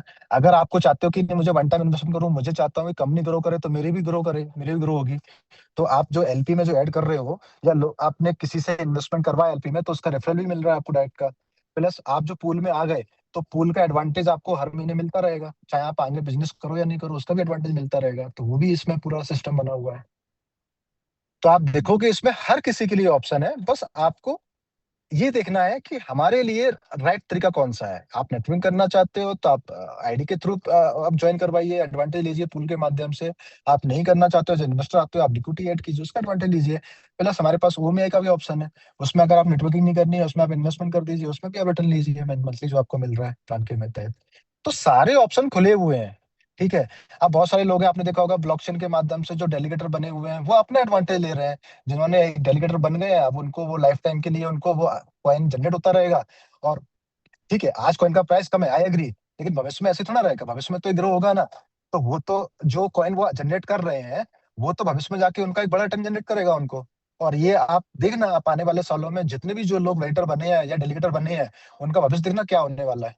वो भविष्य में, आज हो सकता है कि लोगों को चैलेंज आ रहा हो कि भाई कॉइन की प्राइस कम है, हम बिल नहीं भर पा रहे हैं, हो सकता है, मैं एग्री कर रहा हूँ, क्योंकि करंट स्थिति ऐसी है। क्यों हुई, मैंने आपको रीजन दिया कि पिछले 6 महीने में क्या इंसिडेंट हुआ, उसकी वजह से हुआ। बट इसका मतलब ये नहीं कि समय ऐसा रहेगा, समय चेंज होगा, कॉइन का प्राइस भी ऊपर होगा, और जो लोग वेटर और डेलीगेटर में जुड़े हुए हैं वो भविष्य में एक बड़ा रेवेन्यू जनरेट करेंगे कहीं ना कहीं। तो ये ठीक है सर। सारे ऑप्शन है, मतलब सभी ऑप्शन है, डिपेंड हमारी इंडिविजुअल चॉइस है कि हम किस तरीके से काम करना चाहते हैं। ठीक है सर, थैंक यू। ठीक है। Thank you so much sir ji, आपने अपना कीमती समय दिया और काफी समय से सारी चीजों को डिटेल में बताया आपने। बाकी रामेश्वर सर भी हैं। चलिए, बहुत बहुत धन्यवाद चर्चित सर। आपने अपना कीमती समय देकर के पूरे के पूरे अनेक्सा के प्लान को लेकर के, एलपी को लेकर के, एक एक पॉइंट को आपने क्लियरली हम लोगों को समझाया। इसके लिए बहुत बहुत धन्यवाद सर। धन्यवाद राहुल सर, आपने अपना लगभग लगभग 2 घंटा आपने कीमती समय दिया, इसके लिए बहुत बहुत धन्यवाद। और आगे भी सर हम यही चाहेंगे कि पूरा योगेश भाई के टीम के माध्यम से एक अच्छा खासा हम अभी क्लोजिंग भी करने वाले हैं, उसका तैयारी भी कर रहे हैं। और आपका अपना एक जो फिजिकल हम मीटिंग के सोच रहे थे, उसके लिए सर जरूर करके आप टाइम दीजिएगा। जी हाँ मिस्टर जी, उसके लिए हम अलग से डिस्कस करते हैं। देखिए, सिस्टम को बड़ा करने के लिए हम 100% देने को तैयार हैं, और सिस्टम बड़ा होगा, जितना जल्दी हम इस पे काम करेंगे उतना जल्दी हो जाएगा, बट होगा जरूरी, ये कंफर्म है। टेक्नोलॉजी भरोसा रखिए। जी सर, बिल्कुल सर, 100%। क्योंकि पूरे के पूरे प्लान में, जैसे अभी आपने अभिषेक भैया का जो क्वेश्चन का आंसर किया, मुझे लगता है सर यहाँ पर हर एक लोगों के लिए रियली सच्चाई है। ये ऑप्शन है यहाँ पर, चाहे वो अनेक्सा में जो एमएलएम में के प्लान में अगर बात कर रहे हैं उनके लिए भी ऑप्शन है, अगर एलपी की बात कर रहे हैं वहां पर भी एक बहुत अच्छा खासा प्रॉफिट है, चाहे वो में, तो तीनों प्रकार से सर हम लोग यहाँ पर एंटर कर सकते हैं और प्रॉफिट ले सकते हैं। तो मुझे लगता है सर लगभग लगभग काफी लंबा समय हो चुका है, हमारा मीटिंग आज का 2 घंटा 10 मिनट हो गया है। तो योगेश भाई, मैं चाहूंगा, thank you Rahul sir, thank you चर्चित सर, आपने अपना कीमती समय दिए। आगे जब भी जरूरत पड़ेगा सर तो हम आपका बिल्कुल समय लेंगे Rahul sir. Any time Rameshwar ji, any time. Okay, thank you very much sir. तो मैं चाहूंगा योगेश भाई कि आज के मीटिंग सेशन को अब यहाँ पर क्लोज करें। जी जी, थैंक यू सो मच बाकी मेरे सर। टीम के जितने भी टीम के हैं, आप लोग को भी मैं बोलना चाहूंगा कि अपना कीमती समय दिए, चीजों को आप लोगों ने बहुत अच्छे तरीके से मेरे ख्याल से समझे होंगे। अनिमेश, कुछ आप क्वेश्चन करना चाह रहे हैं? राहुल सर, अगर आप परमिशन देंगे तो लास्ट एक क्वेश्चन ले लें। ले लीजिए। अनिमेश को आप, योगेश भाई, आप सिर्फ लास्ट क्वेश्चन रहेगा, अनम्यूट कर लीजिए, क्योंकि ये सेशन और भी चलते रहेगा तो उसमें अपन क्लियर कर लेंगे। अनिमेश, आप अपना जी सर, क्वेश्चन गुड को इवनिंग रखिए। सर। गुड इवनिंग भाई। गुड इवनिंग अनिमेश जी, राहुल बताइए। सर। सर मेरा क्वेश्चन सर लिक्विडिटी प्रोवाइडर को लेकर था। जैसे सर चर्चित सर बता रहे थे कि जैसे जब भी कोई फंड अपना निकालता है वहां से, तो हाँ बैंक में ऑटोमेटिक फंड रहता है, वो देता है। लेकिन सर यहाँ हाँ पे तो मतलब हाईली वोलेटाइल मार्केट रहता है, किस रेट पे कौन सी करेंसी कटती है ना। और वो रेट अगर उस पे एग्जिस्ट वापस नहीं आया तो एलपी को मतलब एक्सचेंज को तो घाटा होता होगा ना, फिर वो कैसे एडजस्टमेंट होता है? क्योंकि बैंक में तो फिक्स रहता है सर प्राइस आईएनआर का, इतना जाएगा इतना आएगा। चलिए मैं बिल्कुल थोड़ा सा इसको एक्सप्लेन कर देता हूँ आपको। देखिए बैंक में आईएनआर का प्राइस डेफिनेटली फिक्स रहता है। हमने बैंक का एग्जांपल लिया था लिक्विडिटी को समझने के लिए। बट यहाँ पर जैसे आईएनआर में ना, बैंक कभी भी आईएनआर लेके आपसे ना चीजों में इन्वेस्ट नहीं करता, मतलब असेट परचेज नहीं करता आपके आईएनआर का। डेफिनेटली बैंक के कुछ इन्वेस्टमेंट प्लान्स रहते हैं जिसमें वो बाहर की मार्केट्स में और उन सब में इन्वेस्टमेंट करता है, बट 100% का इन्वेस्टमेंट नहीं करता। यहाँ लिक्विडिटी रोल प्ले करती है। और एक्सचेंज को कभी भी घाटा क्यों नहीं होता, हमने समझा था इसलिए कि आज अगर प्राइस बिटकॉइन का 60,000 तक नीचे आया, तब भी एक्सचेंज कभी भी घाटे में नहीं रहे। देखिए वोलेटाइल कितना भी हो मार्केट, मार्केट मतलब एक्सचेंज हमेशा बेनिफिट में क्यों रहता है?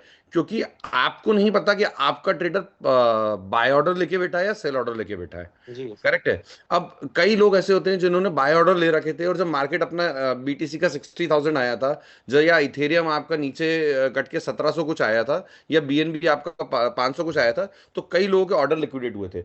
बेसिकली वो ऑर्डर लिक्विडेट जो हुए थे ना, वो ऑर्डर जी कट के एक्सचेंज का बेनिफिट ही बने थे। और मैं कहता हूं अगर वो प्रॉफिट भी बना लेते, अगर वो जी प्रॉफिट भी बना लेते वहां पे सेल ऑर्डर लगा के, तब भी देखिए मेकर और टेकर फीस, क्योंकि जब भी कोई आदमी बाय करता है या सेल करता है, वो एक्सचेंज को जी एक फीस देता है, दोनों ही केस सिनारियों में। तो एक्सचेंज उसमें भी फायदे में ही रहता है। तीसरा, जब वो विड्रॉ करता है, अगर वो प्रॉफिट बना के विड्रॉ करता है, तो भी जी वो सर जो विड्रॉल की जो फीस है वो किसको देता है? एक्सचेंज को देता है। तो जी ये लिक्विडिटी, सिर्फ लिक्विडिटी होने के कारण एक्सचेंज के पास में मल्टीपल सोर्सेज बन जाते हैं रेवेन्यू अर्न करने के। इस कारण जी से एक्सचेंज भी घाटे में होता है। और मार्केट कितना ही वॉलेटाइल हो, कितना भी वॉलेटाइल हो, इस जी एक्सचेंज को लिक्विडिटी प्रोवाइड करने वाला कभी घाटे में नहीं होता, क्योंकि एक्सचेंज के रेवेन्यू पुल का 40% लिक्विडिटी प्रोवाइडर को मिल रहा है। जी जी जी तो ठीक है इससे सर। मार्केट की वोलेटिलिटी का एक्सचेंज के वॉल्यूम पे, तो एक्सचेंज के प्रॉफिट पे कोई असर नहीं पड़ता है। जी जी जी जी ठीक है सर, समझ गया। जी, थैंक यू। चलिए, थैंक यू। थैंक यू चर्चित सर, आपने थैंक बहुत यू अच्छे राहुल। तरीके से क्लियर कर लिए। और थैंक यू राहुल सर, आपने अपना कीमती समय दिया। तो मैं चाहूंगा योगेश भाई, अब आज के मीटिंग सेशन को यहाँ पर अपन क्लोज करते हैं।